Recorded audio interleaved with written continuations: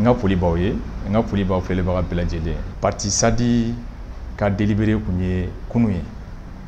délibéré min kun don parti SADI kun ye plainte kɛ gouvernement kan k'a yira k'a fɔ gouvernement ye baara min kɛ ka parti politique suspend ko sariya tɛ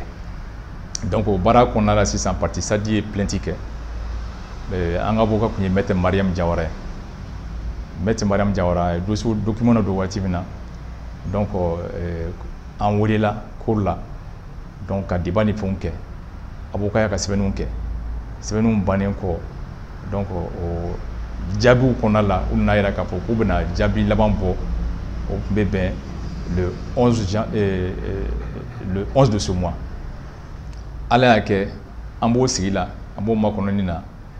le 10 conseil des ministres la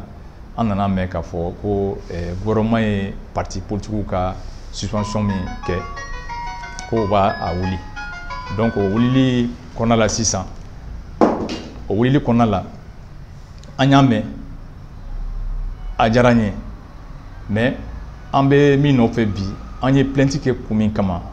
an ka se k'a jaabi sɔrɔ donc suspension wulilen an ka avocat ma se ka kunnafoni sɔrɔ fɔlɔ pour le moment ka na kunnafoni d'an ma kunnafoni min b'a jira k'a fɔ ko justice k'o tan cogoya la an b'o jaabi de makɔnɔ la plainte in kɔni jaabi an bɛ don min na i ko bi an ma jaabi laban sɔrɔ peut-être jaabi laban tɛna d'an ma de parce que gouvernement an tun bɛ laɲini min nɔfɛ gouvernement y'a kɛ an ma kɛ ala ye k'o dɔn mais de toute façon an ye plainte kɛ kun min kama an fana ka an b'a jaabi makɔnɔ an jo don walima an jo tɛ o fana ye kiiri jaabi dɔ ye. Ayiwa yala an bɛ se k'a jigiya k'a fɔ ko ni délibération o jaabiw kɔni dala kɛnɛ kan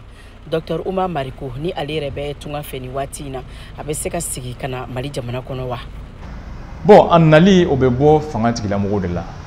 mais ka segin ka na faso kɔnɔ na o ye wajibi kɔni n'a ma kɛ ninnu ka tile la a bɛ na jamana in kɔnɔ mais a kana a kumana o de fana ka ɲi a kana a kumana cogo di n'a ma ɲɛ k'a fɔ